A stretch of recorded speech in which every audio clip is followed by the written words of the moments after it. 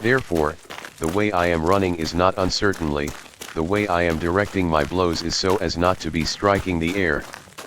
1 Corinthians chapter 9 verse 26. Family Focus Enhancement Manifesto. 4th quarter 2021. Declaration of Intent. We hereby declare, to make it our intended goal, to enhance our efforts to obtain the best spiritual and physical fitness possible, to the praise and honor of our God Jehovah.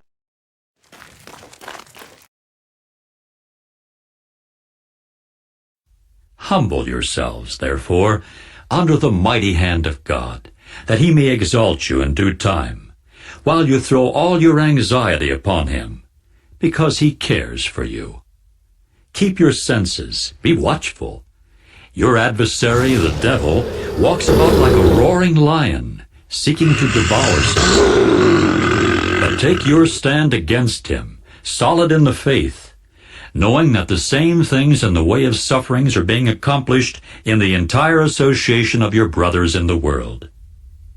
But after you have suffered a little while, the God of all undeserved kindness, who called you to his everlasting glory and union with Christ, will himself finish your training. He will make you firm. He will make you strong. To him be the might forever. Amen. Rejoice in your own progress. Theme text. Let each one have cause for rejoicing in regard to himself alone, and not in comparison with the other person. Galatians 6:4. Spiritual goals give our life direction and purpose. The key, however, is to set goals according to our abilities and circumstances, not those of others. We do not want to set ourselves up for disappointment and discouragement. As a servant of Jehovah, you are a unique and valued member of his diverse family. Jehovah did not draw you to himself because you were better than your neighbors. He drew you because he looked into your heart and saw a meek and teachable person whom he could mold. Be assured that he appreciates it when you do your best to serve him. Your endurance and your faithfulness are evidence of a fine and good heart.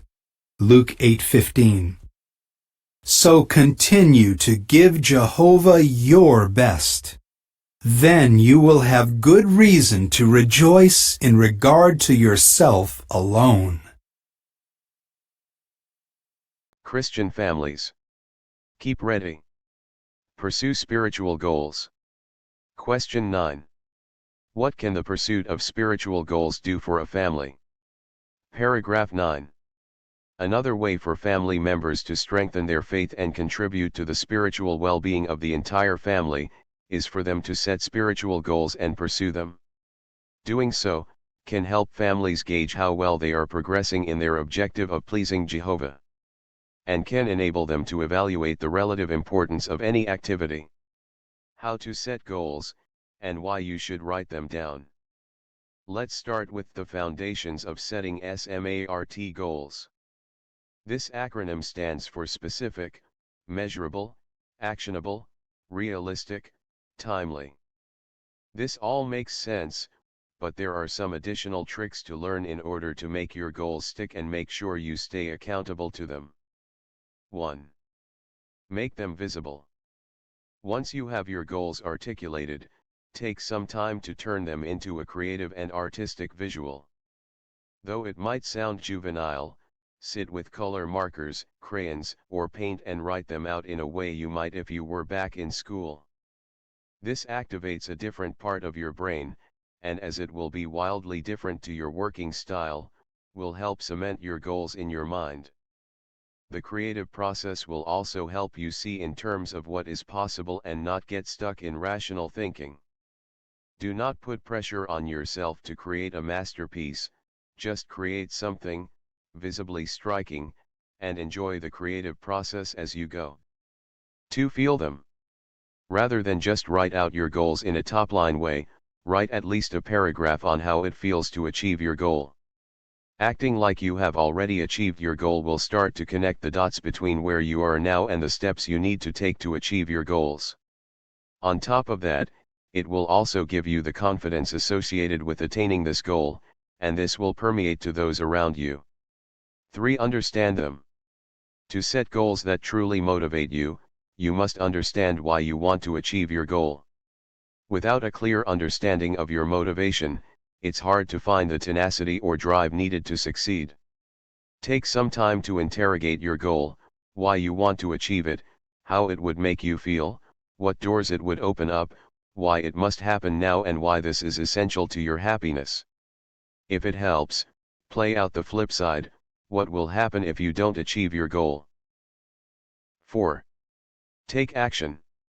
Finally, once you have your goals written, take immediate action, even if it is a small step. Momentum begets momentum, and by kick-starting your goal writing process with a tangible action, you will immediately create a sense of progress. Change happens as a result of lots of little steps, so don't feel the need to start with a huge, intimidating step. Once you start taking action, be sure to celebrate wins and review your goals each month to help track your progress. 5. Share them. Many people have fear about sharing their goals in case they don't achieve them. But sharing them will keep you accountable. Additionally, once you say something to someone else, out loud, you have made an unknowing commitment to make it happen. It has become bigger than you, and now it's on you to make it materialize. Exercise 1. Write down 3 spiritual goals to be accomplished by the end of year. Example: 1. Read 1 chapter of Bible daily until completed. 2. 10 hours of ministry per month to include 1 hour of telephone witnessing as a family, 6 hours of letter writing, 3 hours of return visits, 1 hour of encouragement calls. 3. Submit spiritual goals to Maria for recording and monitoring. Live longer and feel better. Awake, 1999. Physical exercise habits. Moderate physical exercise goes a long way. See the box: how much and what kind of exercise. Studies show that simple exercises in and around the home help the elderly, including the oldest old, to regain strength and vitality. For instance, one group of older people ranging from 72 to 98 years of age found that they could walk faster and climb stairs more easily after doing some weightlifting exercises for just 10 weeks. And no wonder. Tests taken after the exercise program showed that the participants' muscle strength had more than doubled. Another group, made up of mostly sedentary women up to 70 years of age, exercised twice a week. After a year, they had gained in muscle mass, as well as in strength, balance, and bone density. When we started, we were afraid we'd rip ligaments, pop tendons, tear muscles, said physiologist Miriam Nelson, who conducted the studies. But all we got was stronger, healthier people.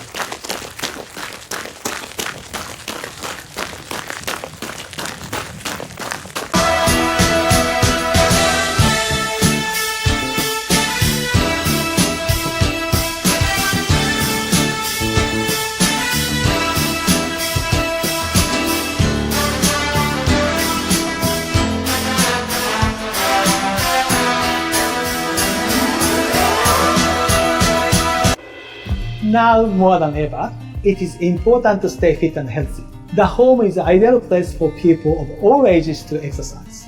Here is 5 simple exercises you can do at home, requiring no equipment, just a little bit of motivation.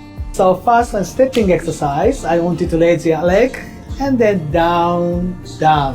This is 20 steps. Ready, go. 1. So this is a stepping exercise, but higher, okay? And also release your hip from the chair, like that. Okay, ready, go. 1, 2, 3.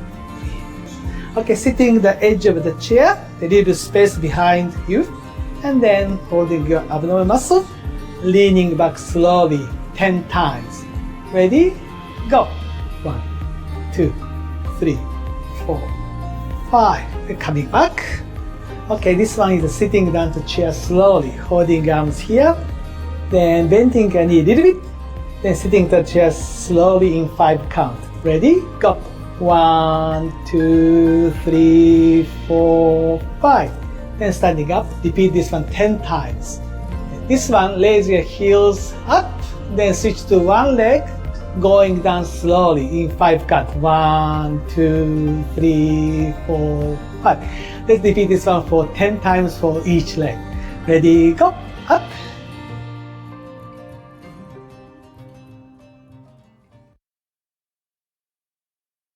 And that pill can make you more creative. It can improve your energy. It can improve your memory.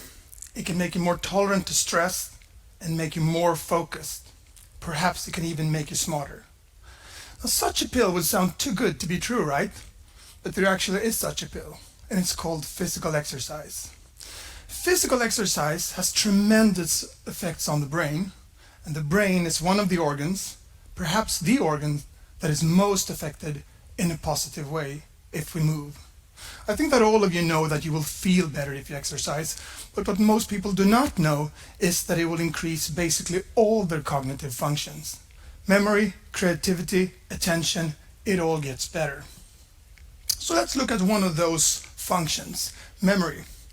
Now the sad truth is this. Memory shrinks as we get older. It gets physically smaller. The red structures you see here is the hippocampus. That's the memory center of the brain. It has other functions as well, but it's very important for memory. And we have 2 hippocampus, one in the left hemisphere of the brain and one in the right. Hippocampus reaches its peak size when you're about 25-30. Thereafter it starts to shrink, and it does so by up to 1% per year for the rest of your life. Now, that development has been thought to be inevitable. There's no way to change this. We have known that if you drink a lot of alcohol or use narcotics, the hippocampus will shrink faster. But to slow down the shrinkage has been thought to be impossible. Until researchers in California started believing that maybe this could be affected by physical exercise. And why did they think about physical exercise? Why didn't they think about crossword puzzles or Sudoku or something like that? Well, they had seen that when you put a running wheel into the cage of laboratory mice, the mice will start running on the wheel, and then they will form new brain cells in the hippocampus. And they form lots of new brain cells in the hippocampus. The hippocampus actually grows. Now those results were from mice. Can you automatically assume that the same thing happens for humans? No, you cannot, of course. You have to test it first. And such an experiment has been made. About 100 individuals were collected and divided into 2 groups. One group that got to walk 3 times a week, 40 minutes every time, fast walk. They were not running. The other group did stretching exercises 3 times a week, 40 minutes every time, with the big difference that the stretching group did not increase their pulse. Now this lasted for 12 months, and the size of the hippocampus was measured before this 12-month period and after. And when you measure the size of the hippocampus, you do so by MRI scanning. So what had happened? Well, if we look at the stretching group, their hippocampus had shrunk by 1.4% during the year. It was 1.4% smaller, which was a pretty expected result, since it does shrink about 1% per year. But what was very surprising was what one saw when one looked at the walking group, because their hippocampus had not decreased in size, but grown by 2%. So instead of getting 1 year older, it had gotten 2 years younger in terms of size. Now the yellow structures you see there, that's the hippocampus, and you see the brain in a section like this on this picture. And the red line is the stretching group where the hippocampus had shrunk, and the blue line is the walking group where the hippocampus have grown, and you can see the same has happened in both hemispheres of the brain. Now when you see this, you may think that doesn't matter to me, I don't care how big my hippocampus is, doesn't affect my memory. But actually it does, because this group, the walking group, had not only gotten a bigger hippocampus, they had increased their memory during this year. Memory was tested with several different memory tests, and the walking group had increased their memory, especially when it comes to spatial memory, the ability to learn locations and spaces and finding your way around places, whereas memory of the stretching group was unaffected. So it seems that it's possible to slow down or even reverse the shrinkage of one of the most important parts of the brain if you're physically active. Now this is just one in a long line of astonishing results that we've seen during the last years when it comes to how physical activity affects the brain. And these are some others. Results on creativity tests increased by more than 50% the hour after walking. 20 minutes of physical activity increased the results on tests for reading comprehension. That was for kids that was tested in school. And running increases our well-being so much that it's actually comparable to antidepressants for mild and moderate depressions. How about this? Can it make us smarter? Well, that would sound too good to be true, right? Well, one has actually tried to answer this during a long time, and it's been very difficult to do so. But actually data from Sweden was vital to give an answer, or at least an indication of an answer to this question. What kind of data was that? Well, up until about 10 years ago, it was mandatory in Sweden for all the 18-year-old males to do testing before the military service. All 18-year-old males had to go to military center and do a cardiovascular test, do a strength test, and do an IQ test.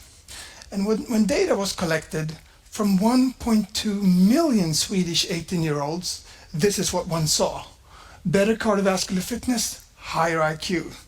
This is cardiovascular fitness on the x-axis, where 9 is the best and 1 is the lowest. And as you can see, the better in shape they were, the higher intelligence they had. Strength was not correlated to IQ. 18-year-olds that were strong had neither higher nor lower IQ than those that were not so strong. All of this, I think, can be summarized into a very simple phrase, and that is, the brain is built for movement. Despite exercising 3 or 4 hours every single day and following the food pyramid to the letter, I gained a lot of weight and developed metabolic syndrome. I had become insulin resistant. And insulin resistance is when your cells get increasingly resistant to the effect of insulin trying to do its job. You can think of insulin as this master hormone that controls what our body does with the foods we eat, whether we burn it or store it. Once you're insulin resistant, you're on your way to getting diabetes, which is what happens when your pancreas can't keep up with the resistance and make enough insulin. Now your blood sugar levels start to rise, can lead to heart disease, cancer, even Alzheimer's disease. I got busy changing my diet radically. I did this and lost 40 pounds. As you can see, I guess I'm not overweight anymore. More importantly, I don't have insulin resistance. Most researchers believe obesity is the cause of insulin resistance. But what if we have it backwards? What if obesity isn't the cause of insulin resistance at all? In fact, what if it's a symptom of a much deeper problem? What if obesity is a coping mechanism for a far more sinister problem going on underneath the cell? You can think of insulin resistance as the reduced capacity of our cells to partition fuel, taking those calories that we take in and burning some appropriately and storing some appropriately. When we become insulin resistant, the homeostasis in that balance deviates. So now when insulin says to a cell, I want you to burn more energy, the cell in effect says, no thanks, I'd actually rather store this energy. The appropriate response to insulin resistance may actually be to store it as fat, not the reverse. What I'm suggesting is maybe we have the cause and effect wrong on obesity and insulin resistance. Is it possible that insulin resistance causes weight gain and diseases associated with obesity, at least in most people? We know that 30 million obese Americans in the United States don't have insulin resistance. Conversely, we know that 6 million lean people in the United States are insulin resistant. They appear to be at even greater risk for those metabolic diseases I mentioned a moment ago than their obese counterparts. If you can be obese and not have insulin resistance, and you can be lean and have it, this suggests that obesity may just be a proxy. What's a cell trying to protect itself from when it becomes insulin resistant? It's more likely too much glucose, blood sugar. We know that refined grains and starches elevate your blood sugar in the short run. It might be our increased intake of refined grains, sugars, and starches that's driving this epidemic of obesity and diabetes, but through insulin resistance and not necessarily through just overeating and underexercising. Our current beliefs about obesity, diabetes, and insulin resistance could be wrong and therefore must be tested.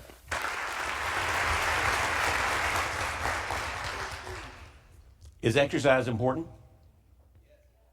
Heart disease, cancer, diabetes. One of the things they all have in common is they can be affected by obesity.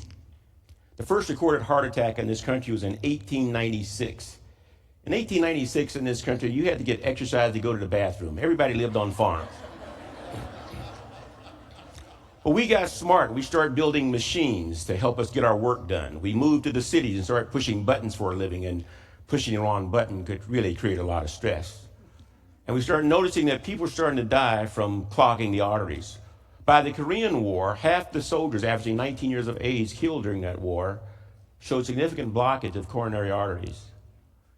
1956, the Eisenhower administration had a big meeting in Washington, D.C. The military was noticing something funny starting to happen. It was becoming increasingly difficult to find young American men who could pass the induction physicals for the military. They wanted to figure out who to blame. What's the problem?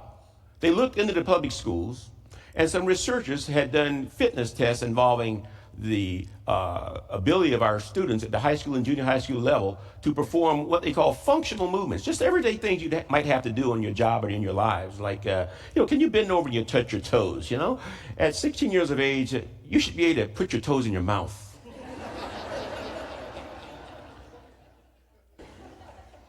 We thought that was the dumbest idea anybody ever came up with, to test kids for physical fitness, because we thought that kids are fit just because they're young. 57.8% of our kids failed that test. We said that can't be right. If that's true, we have the most unfit kids in the world, and folks, that's just not possible. So they decided to take the test to the kids and give it to kids in Europe. 7% failed. They shopped that test all over the world, could not find another group of kids on the planet that had anywhere close to a 7% failure rate on that test, a 57% failure rate on that test. He came back and started what eventually became the President's Council on Physical Fitness and Sports. And for over 40 years now, everywhere you turn, somebody's been trying to put you and your kids on exercise programs. And then we got another bright idea. Why don't we check to see how fit we've become? 40% of us are still enthusiastically avoiding exercise. 50% are exercising and still in lousy shape, about 10% are keeping fit. University of Indiana measured the fitness level of 4 million kids between 6 and 17 years of age and found in the middle of all this hoopla about exercise, 57% of our kids are still failing fitness tests, and fitness leaders say they're worse now than they were 30 years ago. We're finding 14 to 19-year-old kids with 40% blockage of coronary arteries. What used to be called adult onset diabetes is now showing up in kids between 4 and 10 years of age. They say we're raising the first generation that will have a shorter life expectancy than either their parents or grandparents. It has never before happened in our history. The state of Oregon has the highest rate of obesity of any state west of the Rockies. Our public schools are being gutted because of budget cuts, and the first thing we always cut is physical education. They formed an Oregon Health Policy Commission to tell us how to solve this problem. They published a 65-page report, which basically said, we don't know. But they said this: children's behaviors are substantially affected by the influential adults in their lives, parents, grandparents, and teachers. Efforts to address childhood obesity in Oregon will not be successful unless they also include interventions that influence the healthy eating and physical activity behaviors of adults as well as children. Now, they watered this message down a bit in their final draft, but the idea was out. How many of you get all the exercise you need? And if not, why not? Well, the two most common objections are, what do you think it is? Number one, I don't have time. Every time we've asked, I don't have time. Number two, and this surprised me, how often they stated and how boldly they stated was, I'm too lazy to do it even when I do have time. Or the way one guy in South Carolina said it, I swear after college I'd never sweat again. Let's just call it lack of motivation. But every time we in the medical and fitness field have been bold enough to ask, why don't you do it? You've been incredibly honest and you've been incredibly consistent. You've said two things over and over and over and over again. I don't have time and I don't know how to stay motivated to exercise. And you would think all medical and fitness leaders who cared would have scheduled a national convention somewhere, got into a big room and said, let's just solve these two problems. It has never happened. As fitness leaders, we're not trained to deal with, I don't have time and I don't know how to stay motivated to exercise. I almost changed my major to the University of North Carolina when I heard some guy from California say, exercise to my wife is to take a bath, pull the plug, and fight the current.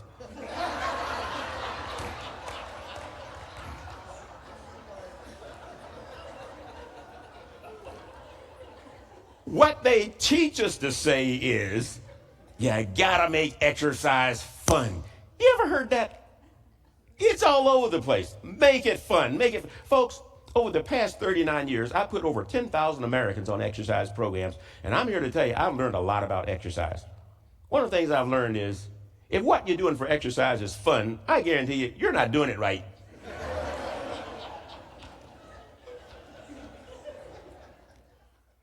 There are physiological requirements that must be met in order to benefit from your exercise program, whether you like it or not. The intensity, the duration, the frequency of your exercise are all more important than whether or not it's fun. You must work every muscle in the body, the cardiovascular system, flexibility, muscle balance, muscle strength, and there's no single activity or exercise that we know of that adequately works the total body. If you don't sit down and design a total body workout, it isn't going to happen. So how do you solve this problem? Well, I got to meet Dr. Mark Anschel.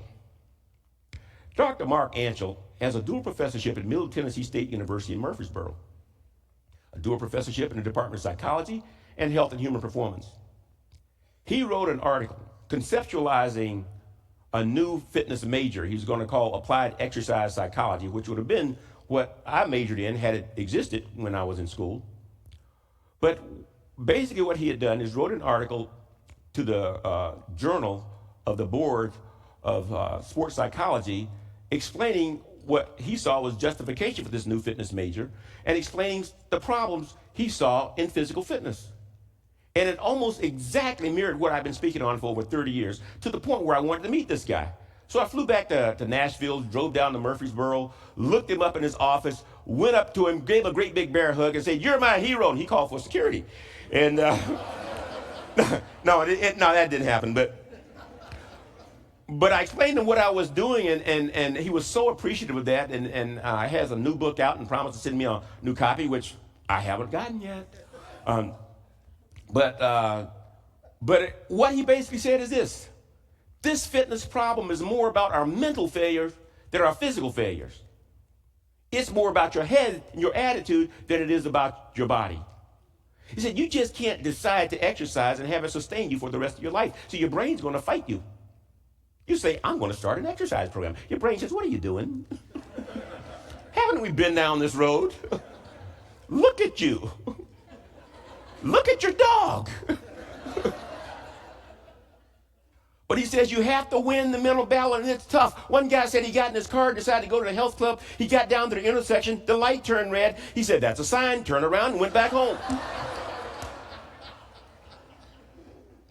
But if you can win the mental battle for 5 consecutive years, you will never go back to your previously sedentary lifestyle. But you got to keep it up. How do you win the psychological battle associated with getting ourselves to exercise? Well, make it just that, a lifestyle. It has to become a habit. Now, we know that rather than working out every day, 3 days a week, the way we've been taught, working out 7 days a week, or according to the American College of Sports Medicine, work out most days or every day. I said, thank you. I've been saying that for over 30 years. See, it's easier to work out every day than it is to work out 3 days a week. 3 days a week gives you too many decisions. Monday, Wednesday, Friday, Tuesday, Thursday, Saturday. Can I skip today and double up tomorrow? Folks, if you're negotiating about whether or not to work out, it's over. Do you work out first thing in the morning? You have a 300% greater chance of getting it done than at any other time of day because you have more control over your schedule first thing in the morning than any other time of day. Try to confine your workout time to 20 minutes or less. The more time you spend exercising, the less likely you are to do it, and the more likely you are to get injured will keep you from doing it anyway. And then work against resistance. If you work against resistance, you get tired faster. Now, the most important rule in exercise physiology is called the overload principle. It says no benefit occurs in any exercise program until you get tired. The problem is, as you get more fit, what happens to the amount of work you have to do to get tired? It goes up. In the public schools, they did studies on high school boys and asked them to do as many push-ups as they could every day until they got tired. Do that every day for a year. The boys who could do 5 push-ups on the first day, after a year, were doing between 100 and 120 to get to the same level of fatigue that 5 got them on the first day. We're talking major league boredom, even if you do have time. So then we said, well, just go on a diet. Well, folks, the quickest way I know to get an American fat is to go on a diet. Don't ever diet another day the rest of your life. Eat for nutrition, never eat for weight loss, and never make any change in the way you eat that you're not willing to make permanent. Now, there's a lot more I want to talk about nutrition, but for lack of time, let's just concentrate on physical fitness today. So 7 days a week, first thing in the morning, plan to spend about 20 minutes or less, and then work against resistance so that as you become more fit, you don't spend more time, you work against more resistance. So how do you do that? Well, I was speaking to the University Rotary Club in Seattle, and one of the members came up when I was done and said, I'm one of the editors for Prentice Hall Publishing. We're the largest publishing company in America. We have a waiting list of people that want to write books on exercise. Nobody's telling us how to stay motivated. And what you told us here today makes more sense than anything I've heard anywhere in the country. We do a book for my company on fitness motivation. And I said, sure. That was 30 years ago, and I haven't gotten motivated to do it yet. But what I said was this. The problem with fitness is we don't know what fitness is. And the reason we don't know what fitness is because there's no such thing as generic fitness. Fitness is activity specific. Until you define what you're trying to get fit for, the term has no meaning. I've trained Portland Trail Blazers and I've trained Seattle Seahawks. I've trained real estate agents and I've trained plumbers. Totally different approach to fitness depending on what I'm trying to get done in that fitness program. So what is the most universal appeal I can make for physical fitness? And I came down with this: health. Exercise is being called the best medicine in America today, outperforming almost every prescribed medication in the country in terms of its overall impact on our health. Everything from colds and flu to cancer is being impacted by exercise. But you can't just pay lip service to the idea. You actually have to do it. So how much fitness do we need in order to be healthy? I said, no problem. I'll go to the experts. I went to the medical school library in Portland to look up how fit you have to be to stay healthy, and for the most part, could find virtually nothing written on the subject. Some information on aerobic exercise, but other than that, there was nothing there. So I went and talked with physiologists that I had known and read about, and asked them their definition about physical fitness. And there are already tests and norms that had been established for the components that could make up total physical fitness. But nobody had ever packaged it and said, this is the level of fitness they want you to have. So that's exactly what I did. I put together what I contended was a level of fitness sufficient to stay healthy, and for 14 years took my definition around the medical societies and college physiology departments trying to get somebody to disagree with me, and to date have not found one disagreement on one item on my test. So I turned it into a business that's still going now in Beaverton, Oregon. And then I wanted to get it even out farther to the general public. So I got on the speaker circuit and started teaching the general public how to measure their own physical fitness that will be sufficient to impact your health, both physical and mental health, by the way. And the test, which you'll believe we'll have a copy of later, says this. Here's your test that you can do at home. I want you to be flexible enough to sit on the floor with your legs straight and reach your fingertips at least 5 inches past your toes. Most men can't touch their toes. Some of you haven't seen them in 5 years. Why is flexibility that big a deal? Because one of the leading causes of not showing up for work in America is my back hurts. 85% of the back pain in America today is being traced to people with tight back muscles caused by weak stomach muscles because you sit so much. When the stomach muscles go on vacation, the back muscles have to work overtime. They tighten up, you bend over to pick up a pencil, and you're off work for 6 weeks. Strengthen your abdominal muscles and stretch your lower back, and 85% of an $80 to $100 billion problem will either lessen or go away completely. But none of you can strengthen your abdominal muscles by taking Doan's pills. You have to exercise. I want you to have enough cardiovascular endurance to be able to step up and down on a 16¼ inch box chair or stool, or an 8-inch stair for 3 consecutive minutes. Take the pulse for 15 seconds and multiply the beats by 4. If your pulse is higher than 144 beats a minute for men, or 156 beats a minute, 156 beats a minute for women on a 16¼ inch step, you just failed the test. And 75% of the people in this room, if you're typical, will fail that test. A lot of you runners don't have good cardiovascular fitness, but nobody's been able to explain that to you. That test will, and it's not my test. I didn't make it up. It's out there being used by the research community. And then finally, keep track of your body fat. One lady started a 15-mile-a-week jogging program with light weight training, hoping to lose weight. She gained 8 pounds but dropped 6 dress sizes because muscle is heavier than fat and takes up less space. This is a skin fold caliper. I've been taking it everywhere I go, every time I speak for over 30 years. It measures subcutaneous body fat. Half the fat in your body is stored directly beneath the skin. I can pinch the thickness of your skin in the upper back and the thigh for men, upper arm and the waistline for women. I can fairly accurately tell you how much body fat you have. Women shouldn't carry more than 20%, men no more than 15%. If you're carrying more than that, you tend to be more prone to everything from colds and flu to cancer. And by the way, for you researchers, this is Sloan's formula that I'm using for estimating body fat. And I'll be happy to stay around at the end of the day and do body fat percentages for anybody who wants to have that done. It's the quickest way I know to clear the room.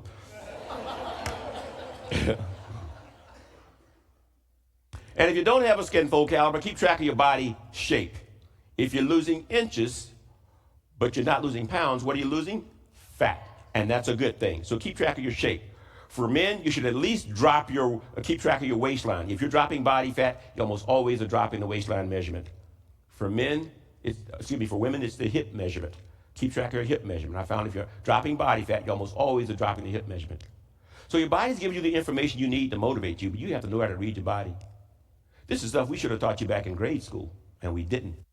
A major price for it as a nation. And finally, don't forget to fit exercise into your busy schedule. 3 basic things you want to remember with doing that. Number 1, I want you to work out every day. I want you to work out first thing in the morning. Every day, first thing in the morning, 20 minutes or less, and then work against resistance. But here are the motivational principles that I want to say. I want you to define what fitness is. Until you gain agreement about what you're trying to do, you're in deep trouble.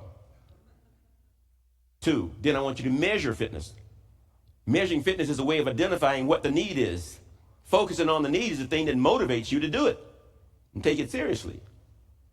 And 3, I want you to reward physical fitness. Isn't that important? To get recognition for doing it? I found one of the most effective reward tools I've ever found with physical fitness is the belief that you're intrinsically doing something that will impact your health. It is the most powerful reason for exercise. But beyond that, here's what comes in number 2, little sticker stars and paper certificates. Some of the top executives in the state of Oregon I've had rearranging their schedule to get their next sticker star. This stuff works, okay? So define fitness, measure fitness, and reward fitness. Thank you.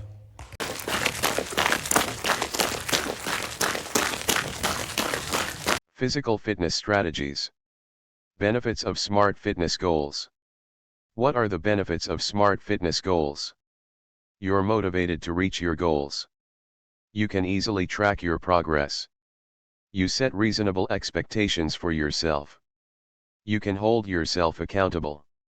SMART goal setting is the easiest way to ensure you reach these fitness milestones. Specific. To achieve your fitness goals, make sure they are specific. You're more likely to achieve a goal when it's specific and clearly defined. If your goal is too vague, how will you know if you've achieved it? For example, if your goal is to lose weight, when do you know if you've reached your goal? When you lose 1 pound, 5 pounds, 10 pounds, 30 pounds? Ensuring your goal is specific is the first step to setting a smart fitness goal. This is what your goal is. The following are examples of fitness goals that are too vague. I want to lose weight. I want to get in shape. I want to be able to run. How can you make these goals more specific and clear? Here are a few smart fitness goal examples. I want to lose 10 pounds. I want to lose my belly fat. I want to be able to run a 5K. Spell out what you hope to achieve so you can know exactly when you've reached that fitness milestone. Measurable. Your fitness goals also need to be measurable. Your goal needs to be quantifiable so you can measure it and track your progress. Measurable goes hand in hand with specific. You should determine a number or time frame that you're aiming for. For example, this could be the number of reps, the amount of weight, or the duration of a workout. When setting a smart fitness goal, your goal needs to be measurable so you can keep track of your progress. This is how you'll achieve your smart fitness goals, how you'll track your progress, and how you'll know you've reached your goal. Here are some examples of measurable fitness goals. I want to be able to do a pull-up. I want to be able to run a mile. I want to go to the gym 4 times a week. I want to lose 5 pounds. I want to be able to do 10 reps of 15-pound weights. Being able to measure your progress will keep you motivated in working toward your goal. Attainable. For a fitness goal to be smart, it should be attainable. Is the goal you're setting for yourself realistic? Starting at your current fitness level, can you reasonably expect to achieve this goal? Have you accounted for outside factors that could influence your ability to reach this goal? If our goals aren't realistic, we may be setting ourselves up for disappointment. While it's great to set long-term goals, you may want to start with smaller, more short-term SMART goals that will be easier to achieve. Small accomplishments throughout your fitness journey will keep you motivated to continue working toward that long-term goal. The following are examples of unrealistic and unattainable fitness goals. I want to lose 30 pounds in a month. I want to hold a world record. If you're new to fitness, keep your goals realistic and break them down into smaller, more reasonable goals. The following are a few examples of attainable fitness goals. I want to lose half a pound per week. In 4 months, I want to be able to run a 15-minute mile. I want to reduce my body fat percentage by 1%. Consider what your current abilities and limits are to set goals that are attainable for you. To set a smart fitness goal, you'll also need to ensure your goal is relevant. Is the goal relevant to you, your lifestyle, and what you're hoping to achieve? This is the why of your goal. Why do you want to achieve this goal? Why is this the time in your life that you want to work toward this goal? Relevancy is the reason you're motivated to reach this goal.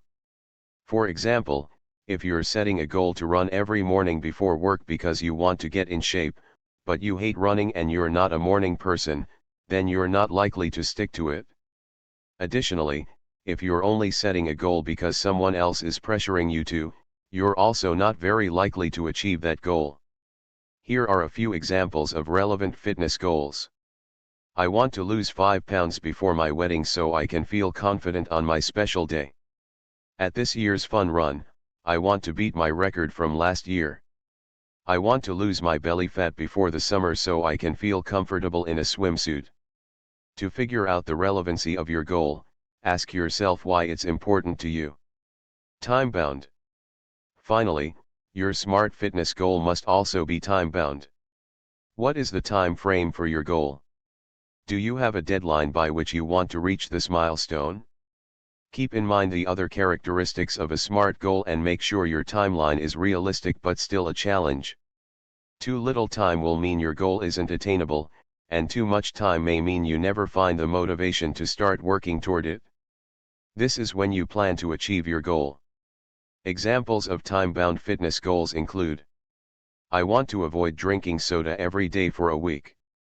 I want to take a packed lunch to work every Monday through Thursday. I want to walk for 30 minutes 3 days a week. Setting a deadline for yourself is essential for ensuring you make your fitness goals a reality. Start setting smart fitness goals today. Setting smart fitness goals today. Combine specific, measurable, attainable, relevant, and time-bound factors to create your smart fitness goals. You can set SMART goals for weight loss and other long-term fitness goals. Below are some examples of SMART fitness goals to get you started. I want to lose half a pound per week for 5 months so that I can lose 10 pounds before my wedding and feel confident on my big day. I want to run a 5K in under an hour by June so I can beat my record from last year. I want to deadlift 50 pounds for 10 reps in 6 months so I can feel strong and confident. Request for outline of current fitness goals from Maria. To be continued.